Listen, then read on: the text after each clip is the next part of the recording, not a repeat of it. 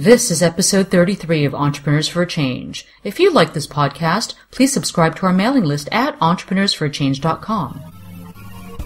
Are you ready to be the change? If so, you've come to the right place. You are about to join a movement of entrepreneurs who are empowering people, saving the planet, and turning their passion into profits while creating the lifestyle of their dreams. If you don't believe us, check out our website at entrepreneursforachange.com.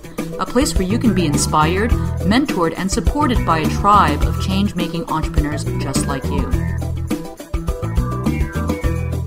Hello, transformational changemakers. This is Lorna Lee, host of another episode of Entrepreneurs for a Change, a web show about evolutionary entrepreneurs who are changing the world, making an impact, and designing businesses that allow them to live life on their own terms. Now, I just had the most inspiring interview with Christine Kloser, the creator of the Transformational Author Experience, that has literally shifted how I'm approaching the creation of my online course, the Changemaker Dojo. Now, Christine is the transformation catalyst. She mentors authors and aspiring authors who want to share a message of spiritual and personal transformation with the world through the form of a book. Christine powerfully combines spiritual guidance and intuition with nuts and bolts writing, publishing, and marketing expertise. And the result is a global movement of authors who unleash their authentic voice, share their message on the pages of a book, and make a difference in the world. In this inspiring interview, you'll discover how to transform the worst experience of your life to the most wisdom-generating gift. How to nail the power of authenticity and keep your integrity. The one question to ponder that will make writing seem effortless and help you break free from writer's block and procrastination. The internal and external benefits of becoming a published author. How to tune into your intuition and manifest opportunities. Why it is so important to get clear on who you are. The groundwork you must do before writing your book and why you can't afford to skip it. And the 4 things you should ask yourself to truly make your writing transformational. And much more. Tools, people, and resources mentioned are included in the show notes at entrepreneursforachange.com/33. Before we hop into the interview, I want to ask you a question. Have you ever wondered why it is that some changemakers, like Christine, are able to spark a movement, raise millions, and make massive world-changing impact with ease? It's almost as if the universe and everyone else is conspiring to help them. With about 20 plus years in the social change sector and 70 plus interviews under my belt, I've noticed that the most powerful change makers have 7 things in common. I'll call them the 7 keys to massive positive impact. The great news is you don't have to be born rich or be some kind of genius inventor. In fact, anyone can own these keys. So I've created a free video training to show you what they are and how to use them. So head on over to changemakerdojo.com/gift to get it today. Now, before diving into the interview, I want to encourage you to rate, review, and download Entrepreneurs for a Change on iTunes. This really helps us reach more people with inspiring stories of entrepreneurs who are changing the world. Also, if these stories inspire you to start a world-changing business of your own, head over to our website at entrepreneursforachange.com and download the Business Changemakers Toolkit to get a jumpstart today. Now on to the show. Christine, it's such a pleasure to have you here on my show. You've cropped up on my radar a number of times, especially in my spiritual/conscious entrepreneur community. So I'm really glad to have you with us today. I would love for you to explain to my audience who you are and how you got started with your business. Oh, I'd be happy to, and thank you so much for having me here. I'm excited to see what unfolds in our time together. Well, as Lorna said, I'm Christine Kloser, known to many as the Transformation Catalyst. I'm a spiritual guide, award-winning author, and a transformational book coach, which means that I spend most of my time working with people who feel like they have a message inside of them that is meant to be given, expressed in the world on the pages of a book. And they are not done with it. Some of them haven't started. Some of them got stuck in the middle, and they just need someone to come along and kind of show them what they need to do and guide them really on the journey to actually putting their words on the page in print so that others can receive their gift. So I use books as a tool for transformation and growth and healing for the author, the readers, and I love it. It's great fun. So that's a little bit about what I do. What was your journey to be a transformation catalyst and book coach?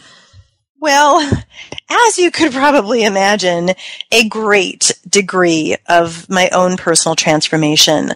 I had started in the book world back in 2004, and prior to that, I had started doing transformational work and leading retreats for women primarily in the mountains of Southern California way back in 1997.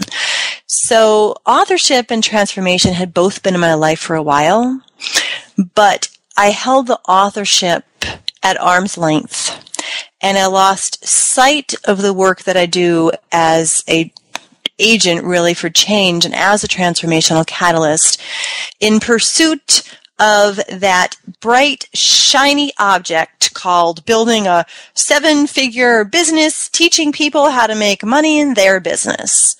And I got off track.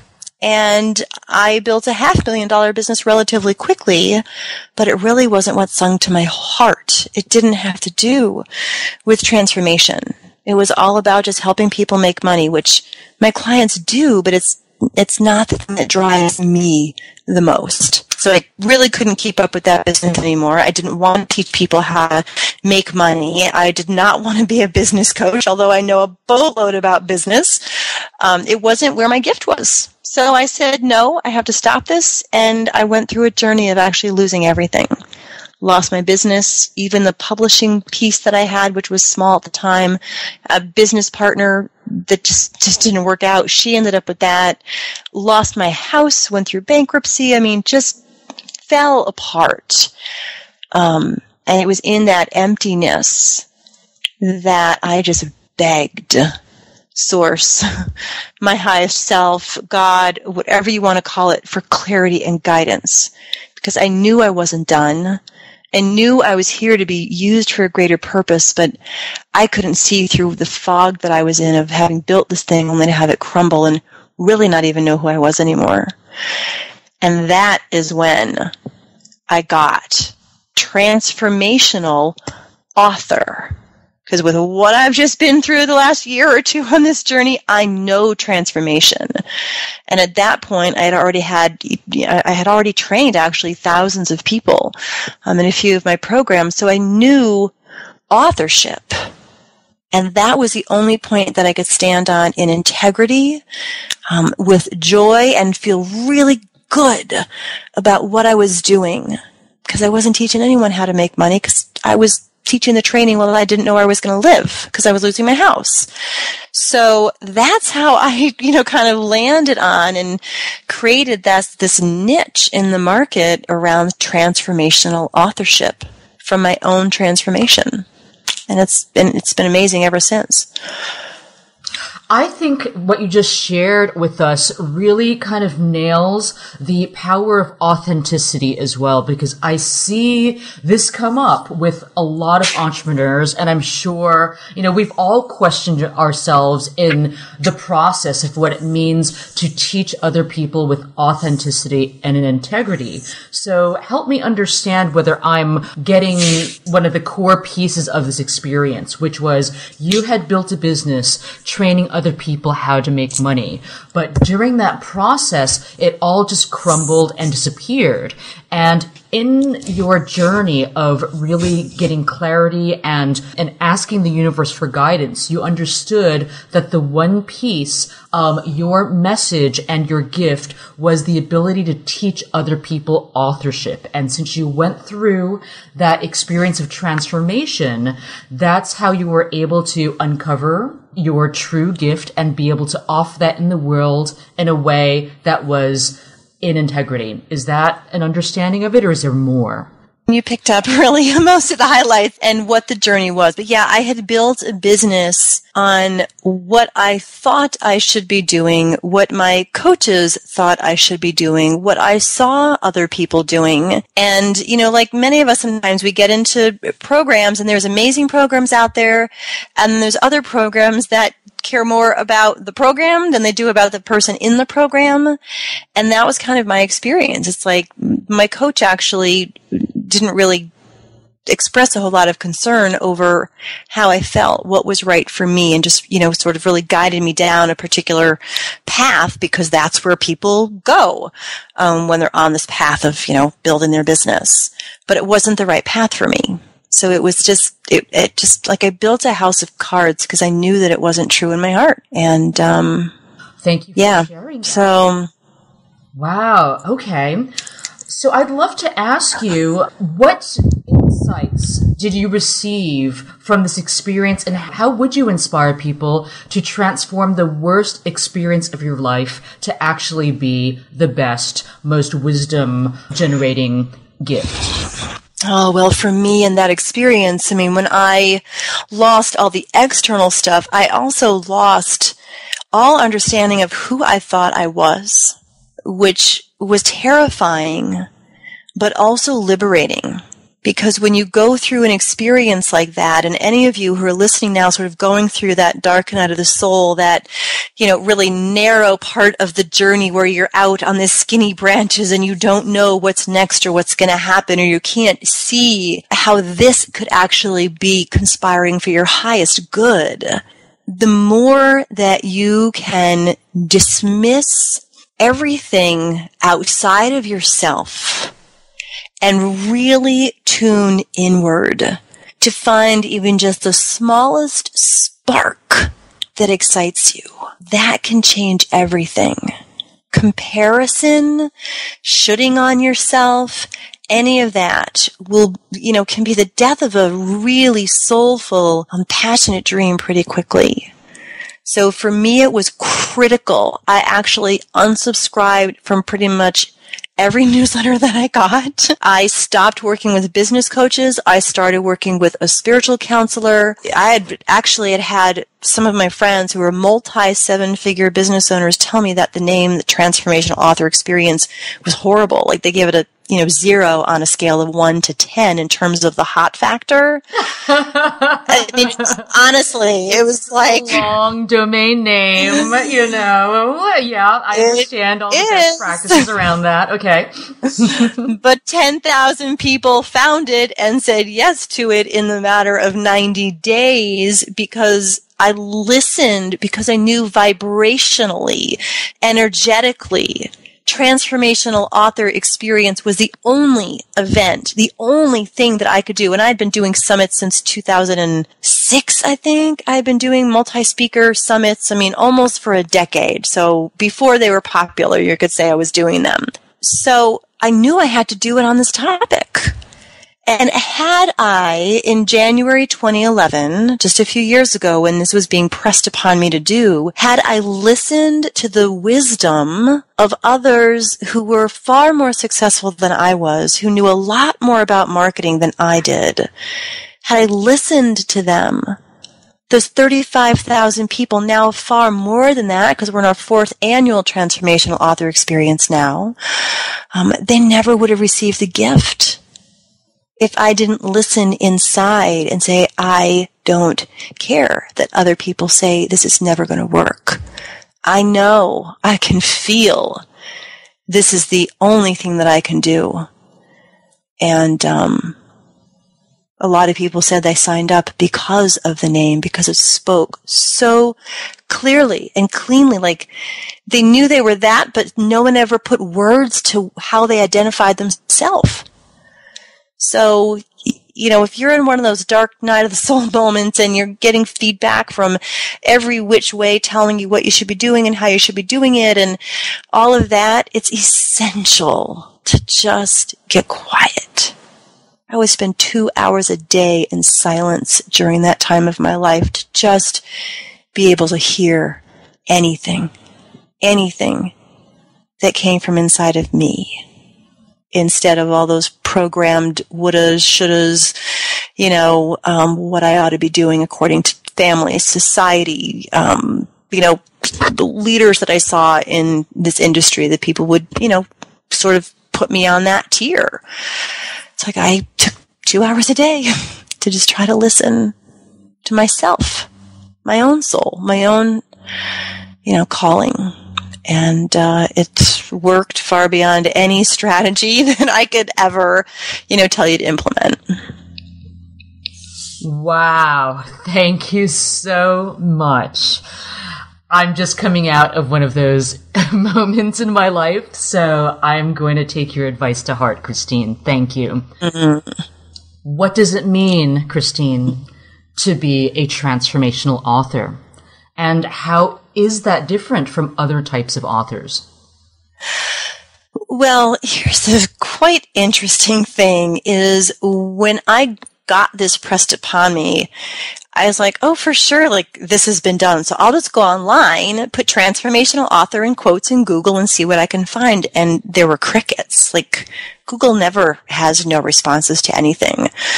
But in January of 2011, it couldn't find anything online that had the words transformational author next to each other in that way. So I had to figure out, okay, God, this is about me, identifying what this is for myself and everybody else. And the only way that I could kind of describe what it is it breaks into these 4 different levels. And to me, a transformational author, number 1, is someone who gets that the process of writing the book itself is a transformational experience for you as the author. So people really need to come into it like knowing and getting clarity on, wow, well, if this is going to transform me, what's the transformation that I want? Who do I want to be on the other side of this experience? And it's like I have some of my clients, they, come back to like, oh my gosh, my list grew by this, my business grew by that. But the most amazing thing that happened is I now have a whole different understanding of who I am in the world.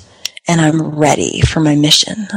Like, that to me covers that first level. There's a transformation for you as the author.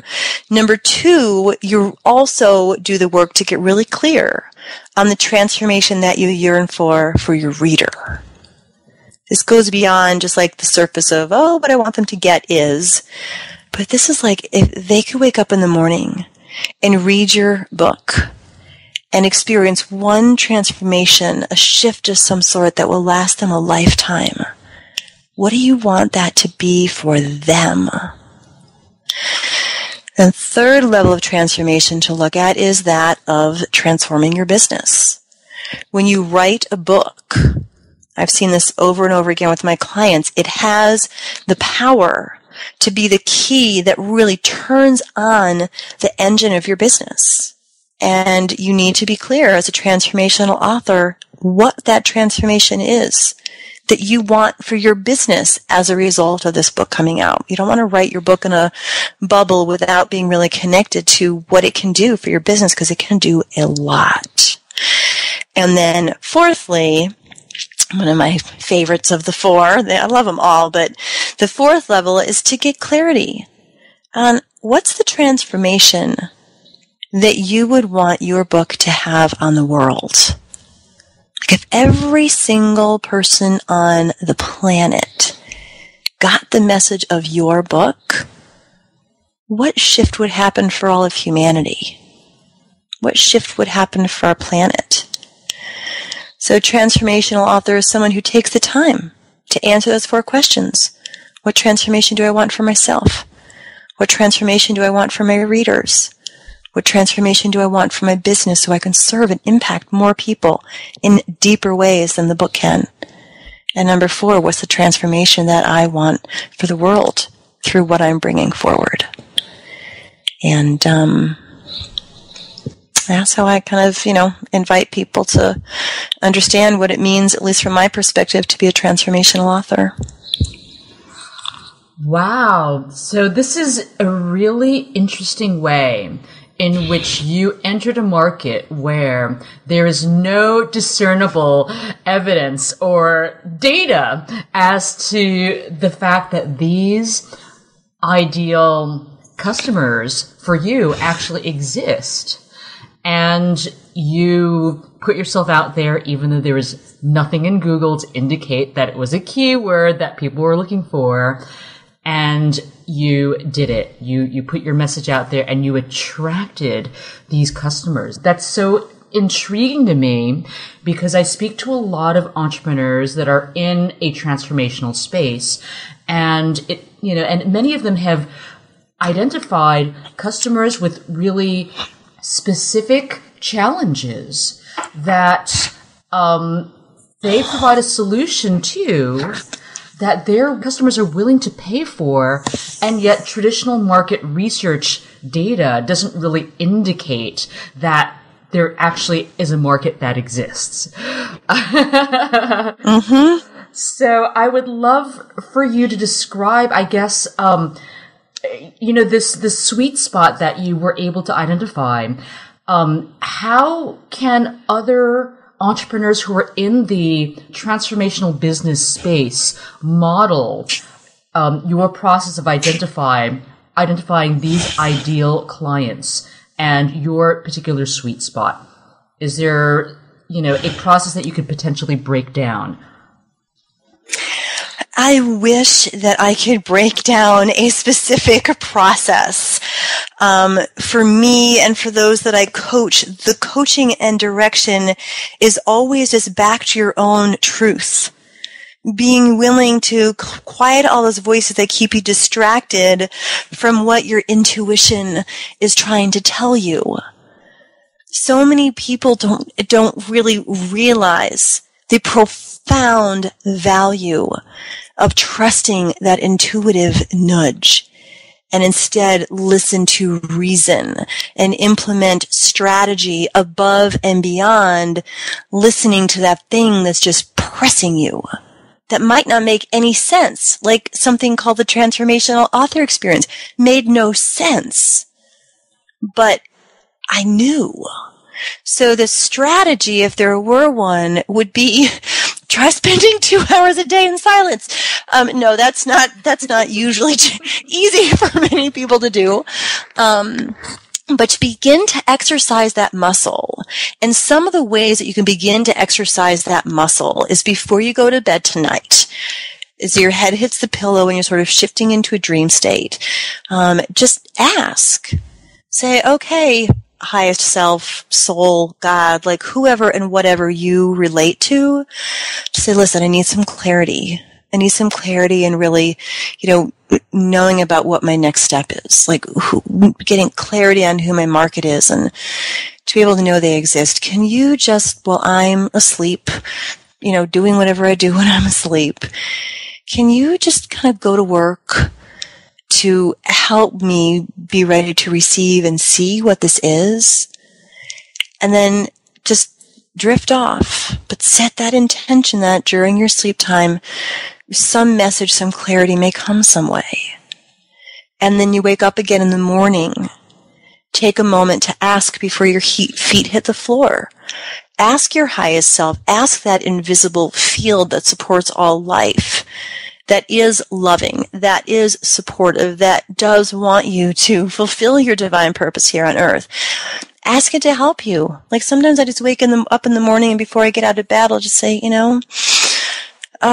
soul, I speak to the soul. Like, soul, just give me the strength, the courage and the clarity to just say what needs to be said on all of these calls that I have today.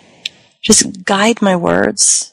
I need your help today to just guide my words and open my heart, and let me serve in the way that people need to be served.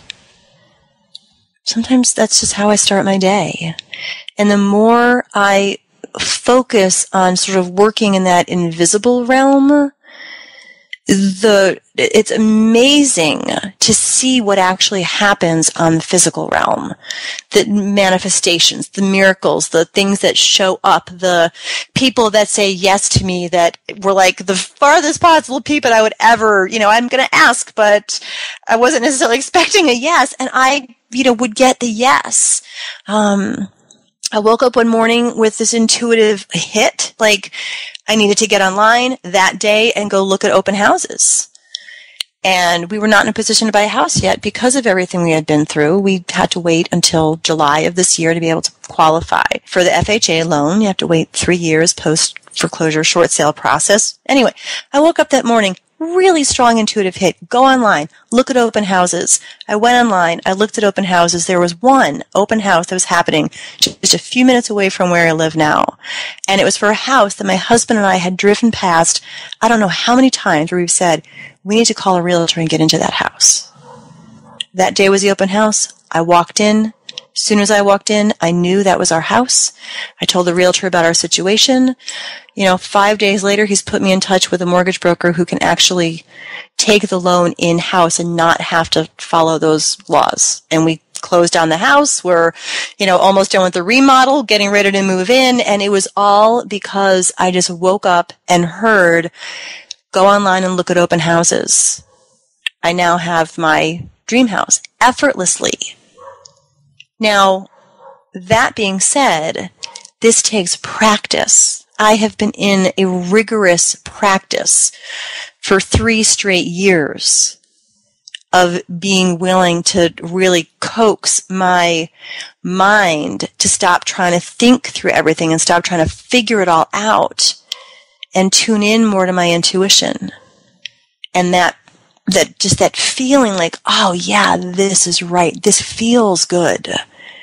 Because when it feels good and you're in your joy doing it, the universe can't help but respond to that joy.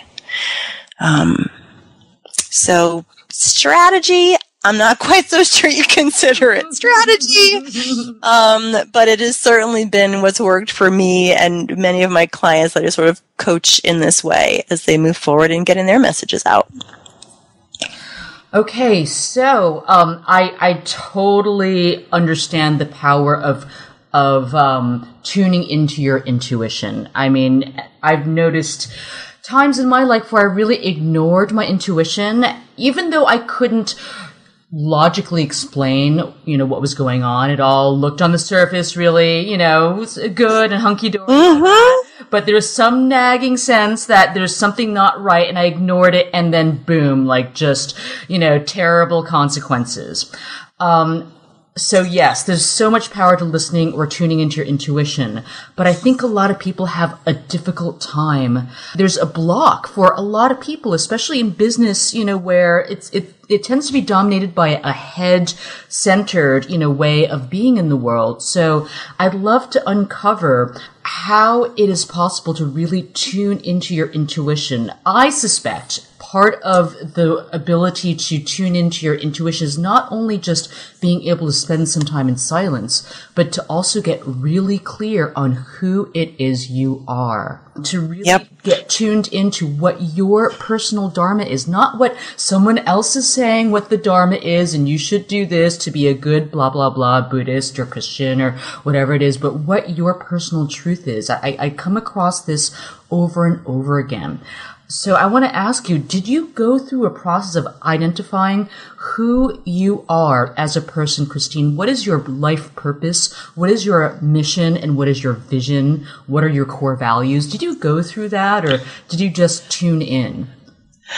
Well, I would say that I went through it sort of on the surface in a number of different renditions prior to my on my knees kind of moment. But when I was in that process and everything on the outside was gone, the only question that I could ask was, because you have to understand, like, I was raised in a family where, while we weren't rich growing up, it was very much clear to me, at least from my perspective, it might not be true, but my perspective was that a person's worth is based on how much money they make and their, position in the world. That is how we measure the worth of a person, not through who they are. So when I ended up going through this financial devastation, really, what I faced was really like not knowing who I am. Just really not know. I thought I was this person who was all about being successful and making money, which success and, being paid well for what I do is still important to me, but it's just no longer the driver. But I was forced to my knees. Who am I? What's important to me? What's true for me? What do I want? Not according to anybody else's picture. Not according to any box that anyone ever tried to put me in, but without any of that. Who am I? What do I want? What do I want my life to look like? What's most important to me?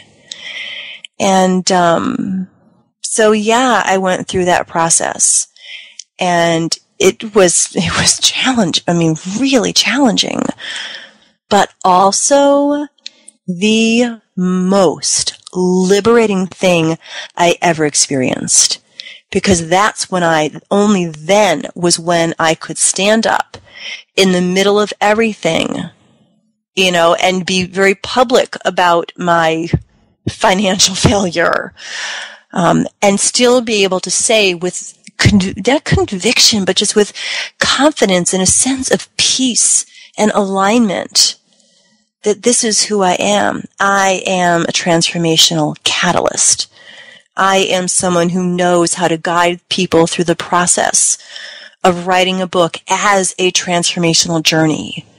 I stand for authenticity and truth and liberation and creative expression and souls not ending this particular life, not doing what they were here to do.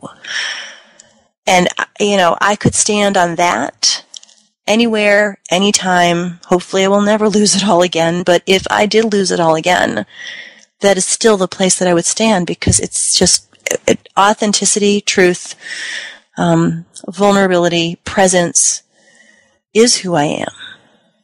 And, when you get to that, you realize that everything can be taken away and still you don't lose anything because you have that. Wow. Thank you so much, Christine, for that. There's such power, truly, to knowing who you are. Wow. That was such a gem.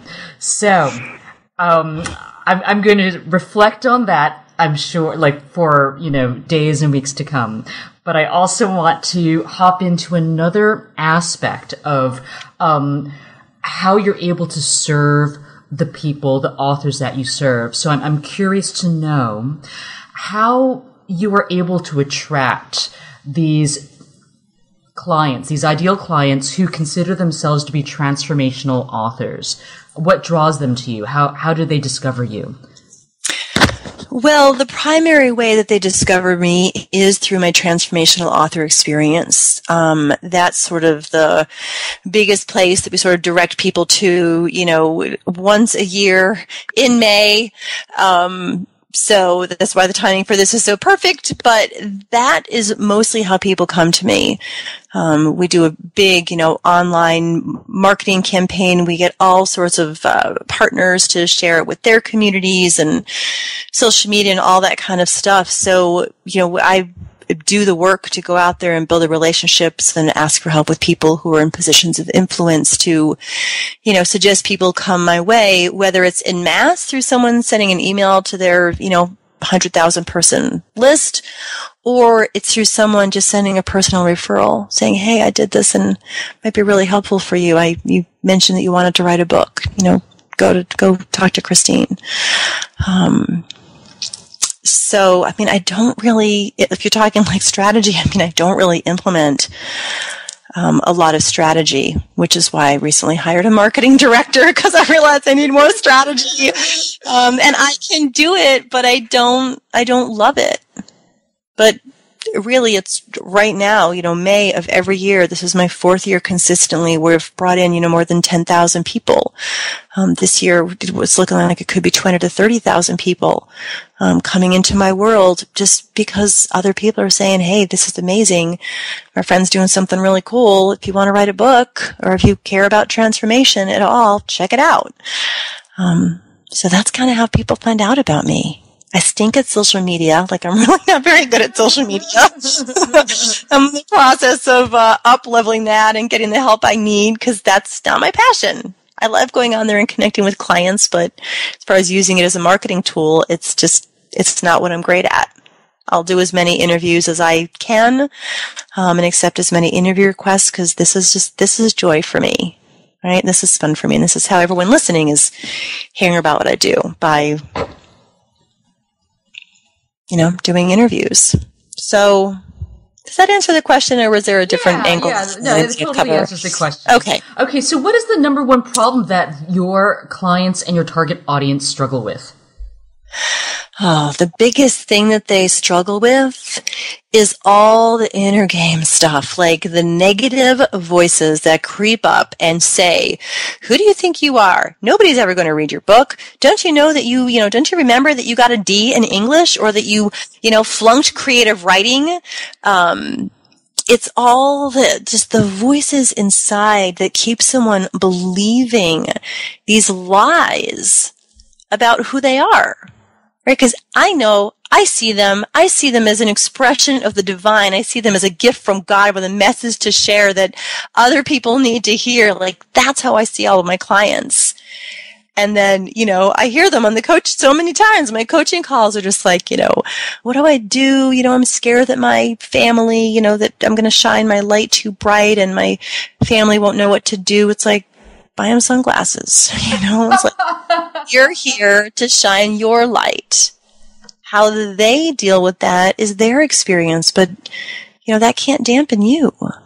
So I spend a lot of time really helping people just, get the clarity and the confidence and the courage that they need to be willing to set aside those voices of doubt. And the beauty is that once they do, then I hear from them like, oh my gosh, I just wrote 5,000 words yesterday. And oh my gosh, this week I wrote 25,000 words. And things like the words are just coming out of them once they get that shift and they can really diminish the volume on that voice. But self-doubt certainly is probably the most challenging situation that they face because it's incessant, right? Mm-hmm. It can really be incessant. Yeah, it's those little voices that you've gotten so used to in your head that are just sabotaging your ability to really claim your brilliance and your life purpose even. Mm-hmm.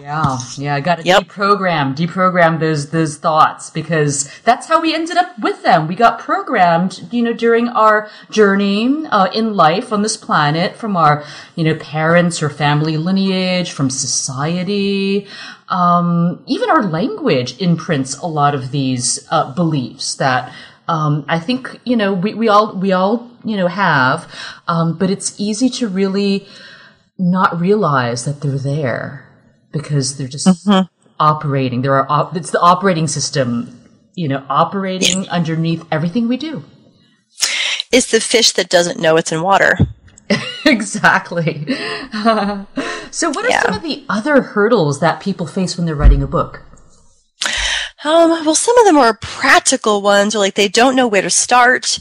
They don't know what to do first. They feel like they have too much information, and how does it all fit in a book, or not enough information, and what do they need to do to expand it? They get confused about what do I do first? What do I do second? What do I do next? How do I get this all out of my head and onto the page and out of my heart, and into written word? They kind of get themselves wrapped up and trying to just figure out the hows on their own. I mean, which is why I have the programs that I have, is because no one should really attempt. It's like those forewarnings on TV when you're watching these, crazy things going on. It's like, do not attempt this at home, right? For your own safety. It's like, there needs to be a safety warning for authors. Like, do not attempt this alone. Forget about at home, but do not attempt this alone. Because when you're trying to just recreate the wheel and do it yourself, it can be really hard. And you just get stopped because you don't know, where do I start? What do I do next? What do I do after that? How do I publish the book? Traditional publishing? Or should I self-publish? I mean, there's just so many questions that come up. So those are some of the hurdles that I see authors facing, that are the ones outside of that inner game, just dealing with the self-doubt conversation. Those are some of the kind of practical, tactical challenges they face. So what are some of the first steps an aspiring author should take if they know that there's a book that is just yearning to come out of them and they feel really called to write one? Where should they begin? Well, two things that I want to share. Number one is for the process of writing itself, you never want to think as though you're writing your book for everyone who's going to read it. The thousands, tens of thousands, hundreds of thousands that may read your book. When you write, you actually are only writing for one person. Your book is a personal, one-on-one, intimate conversation with that one person who represents your ideal reader, who is curled up with your book in their favorite reading chair with a cup of tea to spend time with you. And when you bring it down to that, like you're just writing for one person, I find that takes a lot of the pressure off for it to be perfect, or for it to, be, people want to write their first draft as if it's print ready and then they don't do it. It's like, no, this is just you writing to one person. And then the other thousands, tens of thousands, hundreds of thousands of people who are similar to that one person, they all have that experience. So don't ever think that, I'm writing my book for millions. Millions may read it, but you're writing it for one at a time. And that can bring a lot of peace to someone's process. And the second thing that I wanted to share is, unless you're the rare exception, sitting down to just write your book straight out, beginning with chapter 1, without doing any foundational work, is one of the biggest mistakes that authors can make. I'm not saying that you have to have like an outrageously detailed outline and follow it no matter what, but you need to do some foundational work to know, who is this book for? Who is that one person that you're writing it to? Right? What are the problems that they're facing that you're the solution to? What's the journey that you want to take them on? What's the big promise that you want your book to deliver? You need to know some of these things in advance so that you can craft the content to fulfill that promise, to serve that person, to remedy the problem that they may be facing.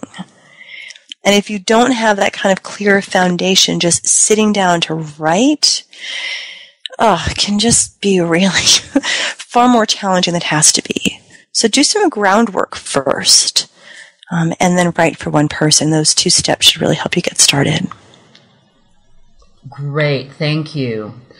Do you have any advice for people who experience writer's block or procrastination? Because that is probably the one thing I think that every person who writes for a living will encounter. Well, this may be a very surprising answer, or not, depending upon where you stand. But one of the best answers that I got to this question about writer's block was, I've interviewed, probably 100, well-known, best-selling authors out there. And I had the pleasure of interviewing Gay Hendricks, who's written a number of New York Times best-selling books. And I asked him this question. And he posed a question in response. He said, well, whenever I'm stuck or any one of my clients is stuck and I'm helping them in their writing process, when they're facing that thing called writer's block, which writer's block is it's never really writer's block. It's always some other inner block that has you keeping yourself from being able to write. But what he said is that you should ask yourself the question, what part of myself needs to be loved right now? And if you actually pause from the process of trying to figure it out, knocking your head against the, screen or banging your fingers on the keyboard, frustrated, like, why can't I write? That will, I can't say never, but that will very rarely produce something out of that energy that is something that will inspire, transform, teach, and guide your reader. So when you're in that space, forcing it, unless you're the rare exception, is not often the way to go. Backing up, refocusing, because there's something inside of you that's not having the words right. And when you actually clear that up, and it can be as simple as just stopping, like Gay said, just ask, gosh, what part of myself needs to be loved right now? And just ponder that question. More often than not, what you'll find is if you just take a few minutes to ponder that question, the words will come, and it will be effortless, and it will be easy, and they will be fluid. There will be a flow. You will feel that river of grace kind of coming through you. And one of the ways to allow that to happen is just to stop and ask that question. Not the question you'd expect around writer's block, but a question that can really release you of that stuck energy. That being, of course, when you ask yourself, what part of myself needs to be loved right now? If what you hear is what you need right now, like your body just needs to be loved right now. Get out of your chair, get up, and take a walk. Right? You need to get up and move on that.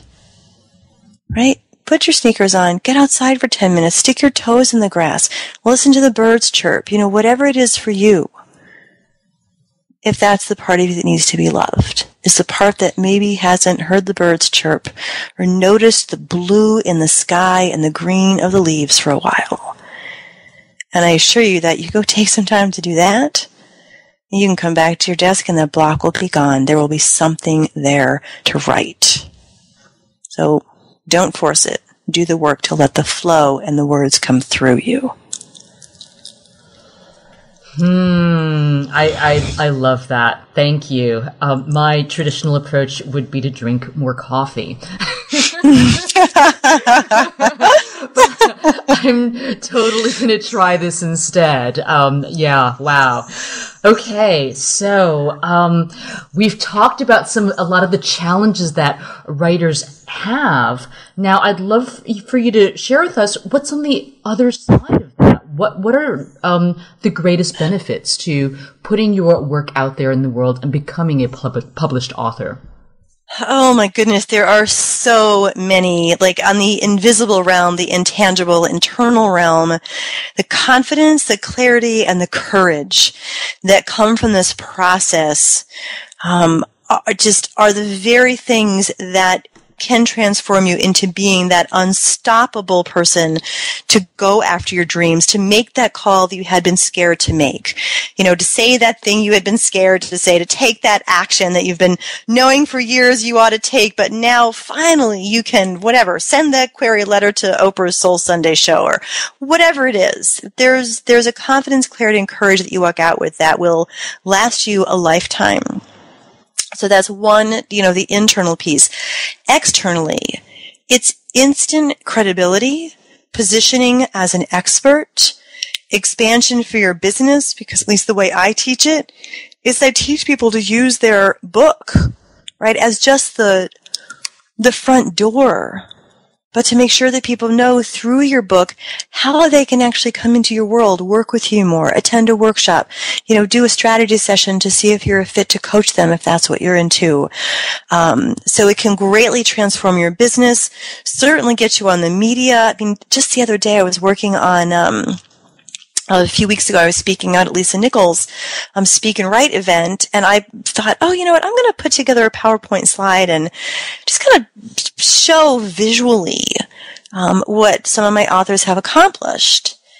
And by the time I was done and I looked at that, I mean, best-selling authors, award-winning authors, people who got publishing contracts with Hay House Publishing, appeared on CNBC, NBC, ABC, CBS, Fox and Friends, Oprah and Friends, across the board. I just thought, oh my gosh, this is what a book can do for you. Animal Planet, Entrepreneur Mag. I mean, the list just went on and on and on. When I really pull the information together, that kind of visibility, that kind of door opening, it's sad but true that you could create a fabulous, $1,000 information product, if that's the world that you're in. And if you present that to the media, it doesn't have near the clout of being the author of your book that sells for $14.99. There's still very much something about a book that just puts you in a whole different category for getting speaking engagements, media attention, attracting new clients if you want your book to be something that brings you new clients. It's endless. There are people who come through my programs who, after they're published, don't even recognize themselves. I don't know who I became, but this person has been in me all along, and gosh, she or he is finally here, but they are almost unrecognizable. Everything's changed. So a book really can be just the beginning. I feel like I could keep talking to you all day, Christine. I'm so enjoying this conversation, but we're also coming towards the coming up to the end of our interview, so I'd like to leave you with the last questions. Now, in your role as a transformational book coach, I imagine you probably spend a lot of time with change makers, or let alone talking to or interviewing change makers. In your experience doing so, what have you discovered is the most effective way to change the world? Being who you were born to be. Each one of us was put on this planet to fill a specific role. I often tell people to think about the inner workings of a clock, an old-fashioned clock that has or a watch that has all these little gears and all these little teeth and all these little gears, and everything needs to go exactly as so with exact precision for that second hand to just go tick. And when I kind of look out at the world, I see, my gosh, if every single person just fulfills their role, the role that they were put here, the kind of the beingness that they were put here to embody, the way that they were put here to serve, whatever that is, reaching millions, just making an impact in the walls of your own home. That when you are allowing yourself to be liberated from everything that you thought you should be and step into who it truly is that you were born to be, you fulfill your role on that gear. Your tooth of that gear is in place. And it allows all humanity to kind of, work in unison, each of us doing what we're here to do, so that the world can be what it needs to be. I don't ever profess that anyone has to go out there and, have a book that reaches millions of people for their impact, to be felt in the world. If you're doing what you're here to do, and you do it, large, small, doesn't matter. But if you're in that vibrational space of I'm doing what I'm here to do, and I'm doing it in the way that works for me, that makes me happy, that's it. That's it. You want to change the world? Do what you need to do in your life to be filled with passion and joy for what it is that you do in the world. And you will, just by your presence, be transforming the world. Is this business your life purpose, Christine? And if not, what is? It is definitely part of my life purpose. You can tell how fired up I am about liberating people to just be who they are in the world. I mean, that's why I know I was put here, to be who I was born to be, to liberate myself, and then do what I need to do, and, in the physical realm, to be able to liberate others. And I've been blessed to see that what I'm doing with authors is that exact liberation, is helping people step more into their authenticity. So absolutely, that is for sure part of my purpose. The other part of my purpose, just, on the personal side, it's for me to just love and be and enjoy my family, to not make everything about my business, which I have done in the past, but to just live my life. My beautiful, incredibly simple, quiet, amazing life in York, Pennsylvania. This is part of my purpose too, is just to be happy in the walls of my own home, at home in my own body, just loving like I was here to love and being who I need to be, to really just feel fulfilled and joyous on all the personal parts of my life. So, it's big, huge purpose in my business, but never in a way that supersedes or overrides or sets aside or dismisses the sole purpose that I'm living here in the walls of my own home. So it's really, I guess, twofold purpose, but they're very integrated. I mean, my husband comes and he actually facilitates all my live events with me. Nobody knows it until they show up that my husband's kind of part of the package. So, he's involved in what I'm doing, but relationship, marriage, family, motherhood, that's super high priority, and business, supports me in that too. So a little bit of both. Thank you, Christine. So where can people learn more about you? I think you mentioned you had a powerful free training that you would love our listeners to know about. What is that? I absolutely would, because you have all been hearing me talk about this thing called the Transformational Author Experience. And our doors are open right now for registration. It's absolutely free, been touted by many leaders in the publishing industry, best-selling authors, transformational leaders around the world have basically said this is the place to go online to get everything you need to know about writing, publishing, and promoting a transformational book. So you can do so right now by going to transformationalauthor.com.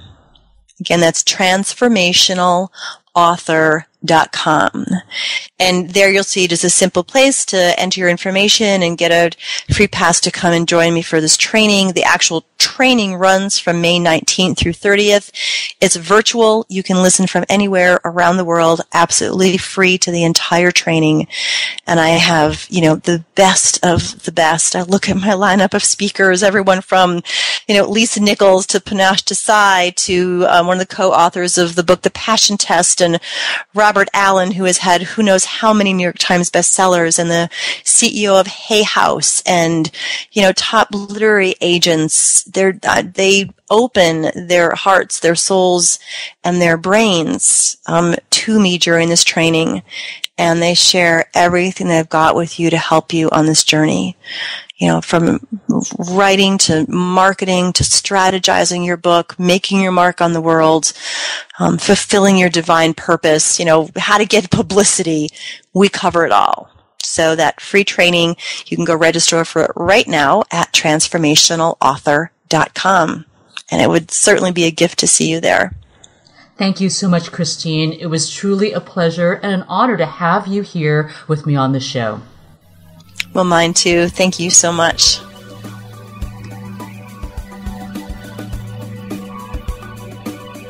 Thanks, folks, for listening to the Entrepreneurs for a Change podcast. If you enjoyed this episode, please help us reach more people with inspiring stories like this one by giving us a 5-star rating in iTunes.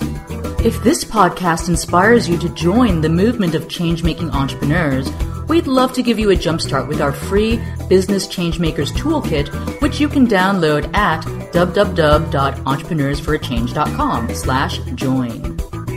If you have a changemaker in mind you'd love for us to interview, go to entrepreneursforachange.com/suggest and tell us who and why.